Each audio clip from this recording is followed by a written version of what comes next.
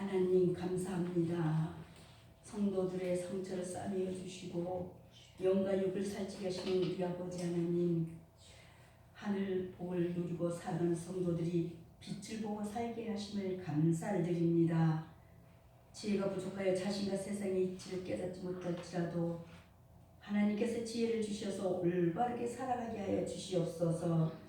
세상이 저희를 미혹할 때마다 어리석어 유혹에 빠질 때 이겨낼 힘을 오늘도 말씀으로 얻게 하여 주시고, 오늘 예배가 우리 인생을 향하신 하나님의 섭리를 경험하는 귀중한 시간이 되게 하여 주옵소서. 예수님의 이름으로 감사하며 기도하옵나이다. 아멘. 아멘. 네, 반갑습니다. 인생의 여정에서 우리는 여러 가지 어려운 일들을 만나게 되고 만나보셨을 것이고 만나게 됩니다. 그래서 그것을 해결할 방법을 찾아 이리저리 헤매기도 해보고 도움을 줄 수 있는 것 같은 그런 사람을 찾아 매달려 보기도 해보셨을 것입니다. 그러나 무엇 하나 누구 하나 확실하지 않습니다. 지혜와 명철을 가진 자는 많은 힘을 가진 자보다 훨씬 더 이러한 일을 할 수가 있습니다. 지혜로운 삶을 사는 지혜로운 자의 누릴 축복은 그래서 구체적으로 그럼 무엇일까요? 우리는 그것을 대략 영과 육의 축복으로 나눠 생각해 볼 수가 있습니다. 물론 엄밀하게 구분하는 것은 불가능합니다. 하나님은 여러 방법으로 사람을 하십니다. 때로는 징계하심으로 사람에게 바른 생활로 돌아오기를 촉구하십니다. 하나님은 사람에게 지혜의 소중함을 알려주시고 지혜롭게 살기를 원하십니다. 하나님이 지혜의 세계를 세우시고 지혜의 결과가 어떠한지를 알려주셨습니다. 하나님은 사람을 사랑하심으로 지혜의 소중함을 이렇게 알려주셨습니다. 내일이 되면 분명하게 좋은 일이 있을 거라고 확신했던 사람이 다음 날에 아무 일도 안 일어난다면 어떤 생각이 들겠습니까? 특정한 물건값이 수십 배로 뛸 걸로 생각해서 모든 재산을 끌어모아서 구매하고 창고에 저장해 주었는데 며칠 지나서 보니까 수십 분의 1 가격으로 내려갔다면 얼마나 참담하겠습니까? 어떤 사람은 망했다고 생각하고 세상을 뜨려고 생각할 수도 있습니다. 어떤 사람은 수업료를 비싸게 치렀으므로 다시는 무모한 투자를 하지 않을 거라는 다짐도 할 수도 있습니다.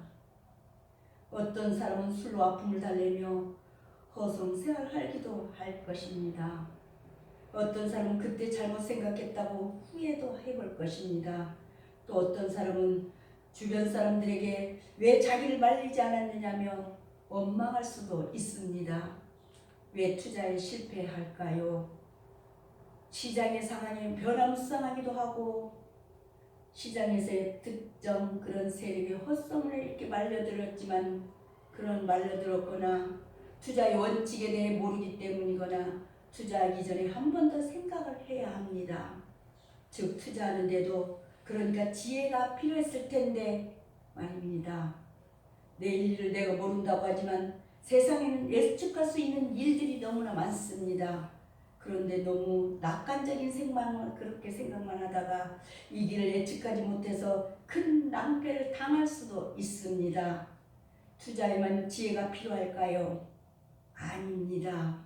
인생살이에 지혜가 필요합니다. 그 지혜를 누구로부터 받아야 할까요? 오늘 지혜를 사랑하는가 신앙에 계시면 첫째로 사랑으로 징계를 하시는 하나님, 지혜가 있고 명철한 자는 징계를 업신여기지 아니하며 그 꾸지람을 싫어하지 않는다고 했습니다. 주의 징계는 아비가 기뻐하는 아들에게 함같이 그 사랑하시는 자들에 대한 사랑과 애정의 표시가 되기 때문입니다. 아무나 야단치지 않잖아요. 성경은 징계를 다 받는 것이거늘 너희에게 없으면 사생자요 친아들이 아니라고 증거하고 있습니다. 히브리서 12장 8절에는 하나님께서 우리를 징계하신 것은 우리가 진정 그분의 자녀이기 때문에 이렇게 자녀라는 증거가 나와 있기 때문이라고 했습니다.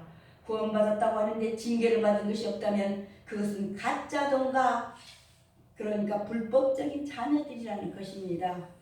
세상의 부모들이 자손들로 인하여 존경을 받고 부모의 뜻을 순종하도록 하기 위해서 자식들의 잘못을 바로 잡아주는 것이 그런 거와 같다는 것입니다.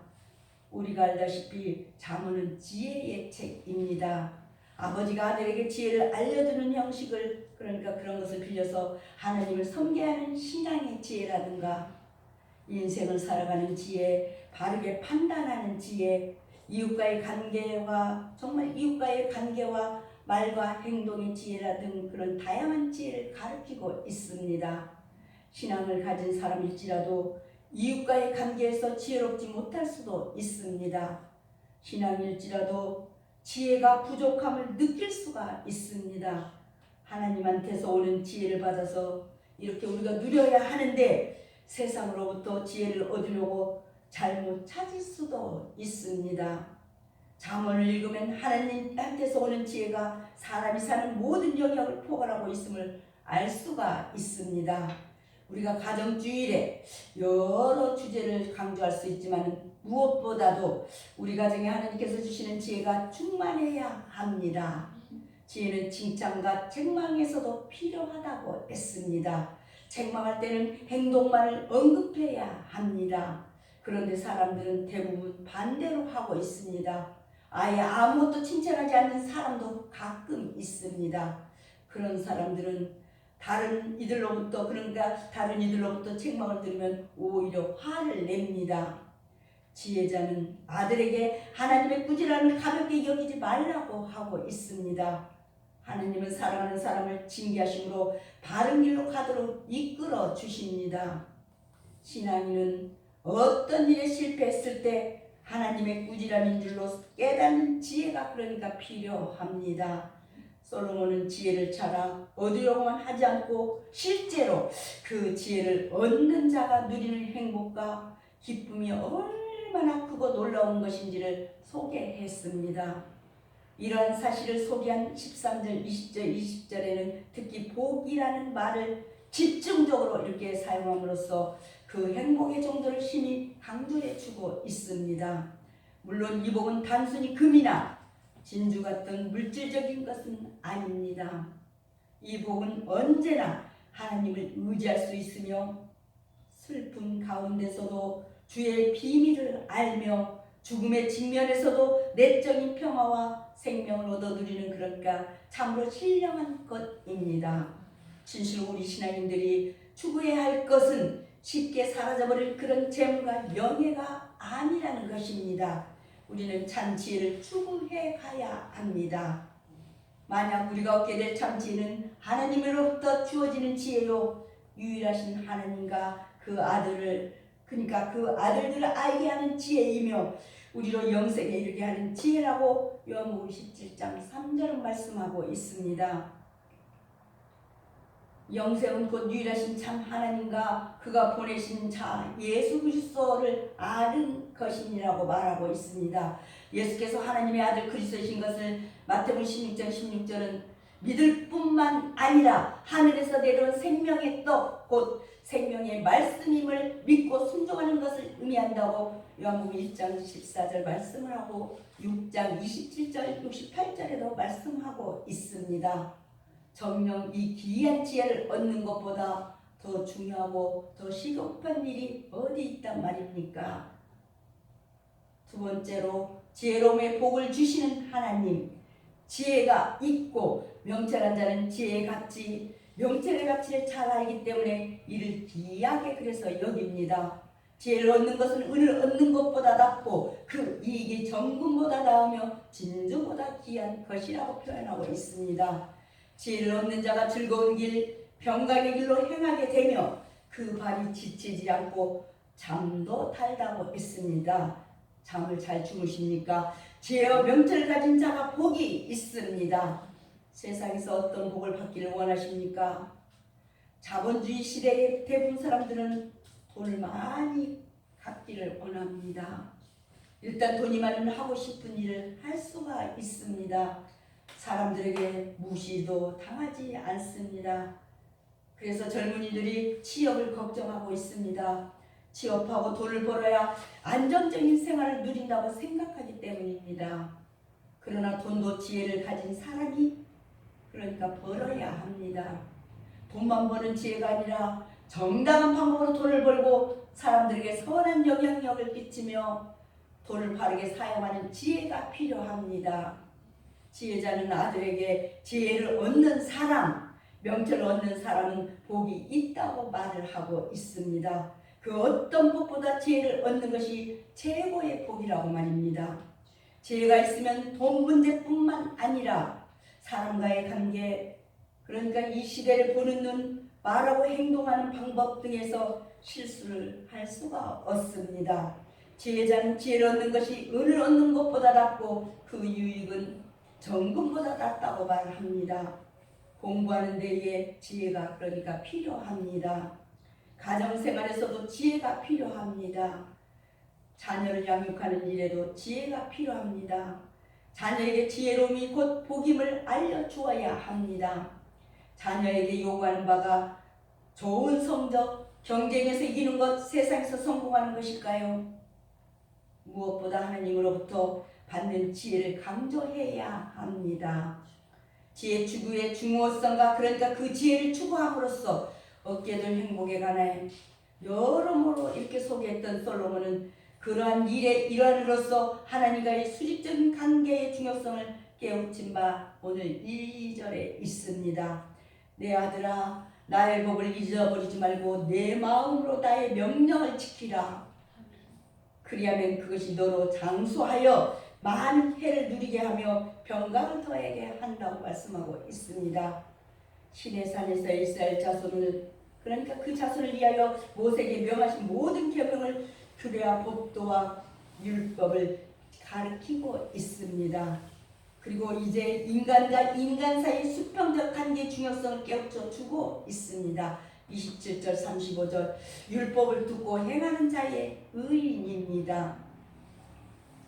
사실 우리 중 그 누구도 혼자 독불장군식으로 이렇게 살아갈 수는 없습니다. 항상 이웃과의 관계를 맺고 살아가야 합니다. 그렇다면 우리는 이웃과의 감정적 대립이나 경쟁을 삼가하고 인내와 협조로서 하나 되기를 그러니까 힘쓰며 이웃과의 평화를 유지하는 데 힘써야 합니다. 이웃에게 해를 끼치는 것은 결과적으로 자신에게 해를 끼치는 것입니다. 한편 우리는 이웃이 우리의 도움을 필요로 할 때 그러면 어떻게 할까요? 적극적으로 나서서 도와주어야 합니다. 우리는 많은 경우 이웃을 돕는 일이 너무 늦거나 그래서 도와줘야 될 일이 너무 늦거나 너무 인색하여서 이웃에게 유익이 되지 못하곤 합니다. 정녕 우리가 이웃에게 참으로 필요한 존재가 되고 실질적인 도움을 줄 때는 위에 계신 여호와 하나님께서도 우리에게 필요한 은택을 날마다 내리시면서 또 끝날에 우리에게 영광과 존귀를 씌워주실 것이라고 믿습니다. 하나님께서 넘치는 복으로 함께 하실 줄 믿습니다.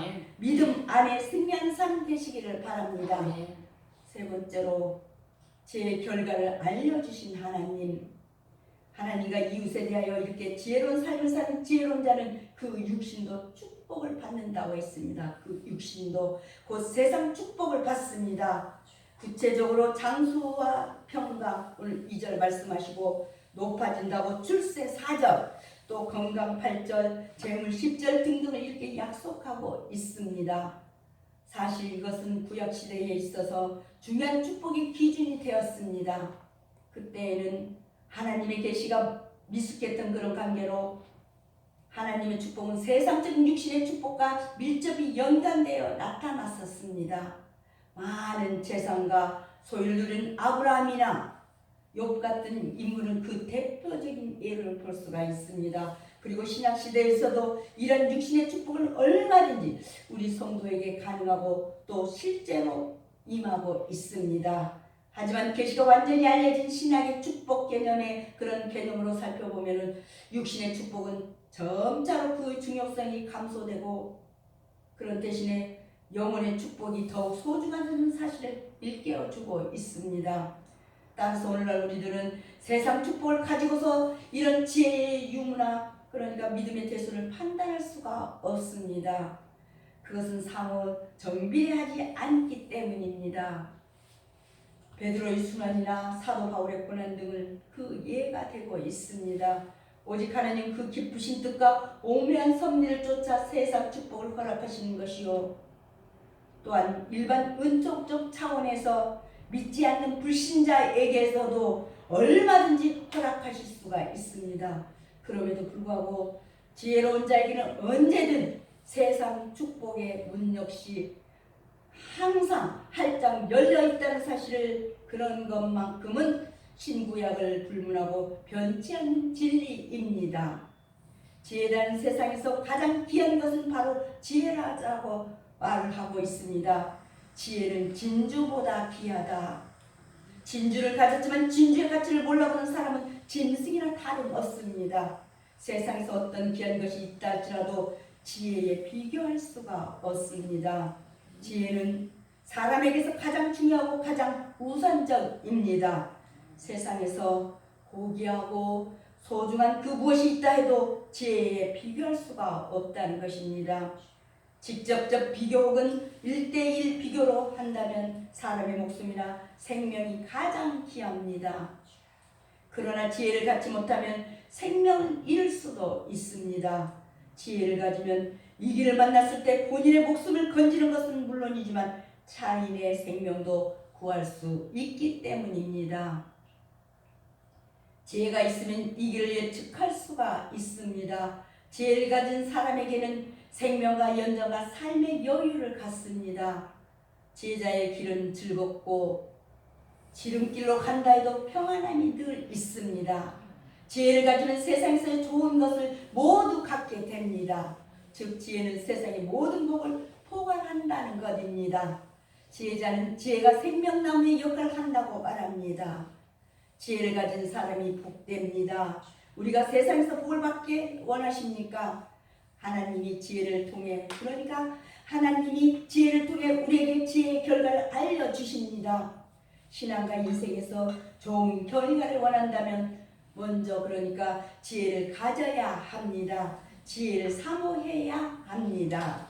지혜와 명철에 대한 가장 분명하고 확실한 증거를 여호와를 의지하는 자의 여기에 달려있다고 했습니다. 주를 의지하고 인생을 의지하지 않는 사람이 지혜가 있다고, 그러니까 지혜가 있고 명철한 사람이라고 성경에서는 말을 합니다. 또한 시편 37편 5절에 내 길을 여호와께 맡기라, 그를 의지하면 그가 이루시고 라고 말씀하고 있습니다. 하나님을 의지하면 하나님께서 모든 것을 이루어 주십니다. 지혜 있고 명철한 자는 주의 징계를 업신여기지 않고 지혜와 명철을 귀히 여기며 여호와를 의지합니다. 여러분 모두 여호와를 의지하십니까?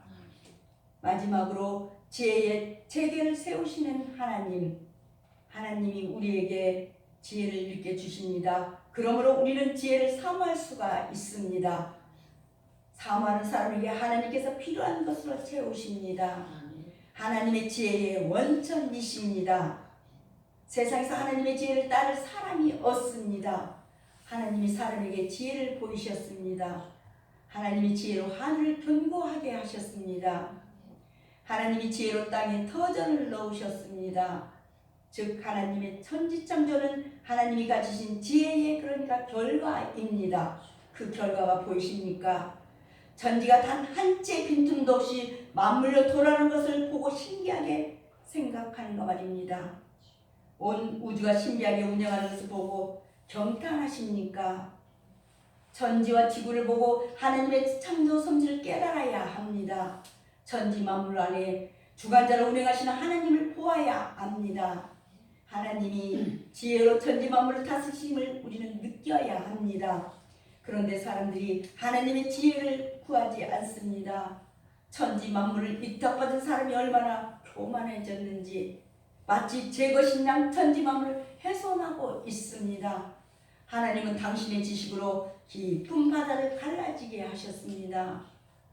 또 지혜로 공중에서 이슬이 내리게 하셨습니다.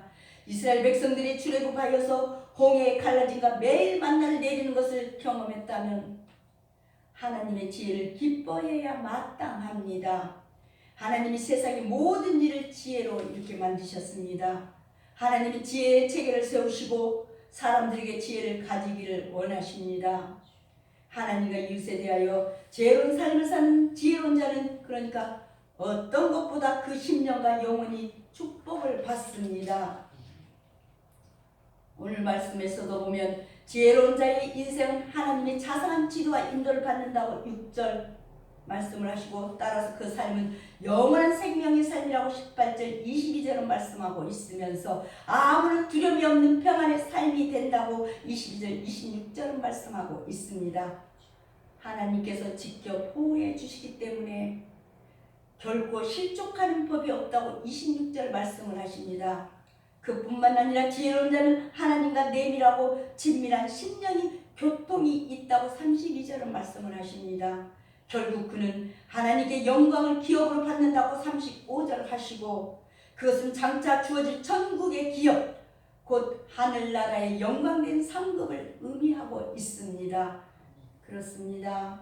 이런 영혼과 심령의 축복은 어리석고 미련한 자들이 결코 맛볼 수가 없습니다. 오직 지혜의 삶을 사는 지혜로운 자만이 얻고 또 누릴 수 있는 축복입니다. 사랑하는 우리 목자교회 가족 여러분, 영육간의 축복을 누리는 참으로 복된 자가 되고 싶으십니까? 지혜가 있어야 합니다. 곧 하나님으로부터 비롯된 신령한 하늘 지혜가 있어 그 지혜로서 지혜롭게 살아갈 때 비로소 영육간의 축복을 누릴 수가 있습니다. 만약 그 지혜가 부족하십니까?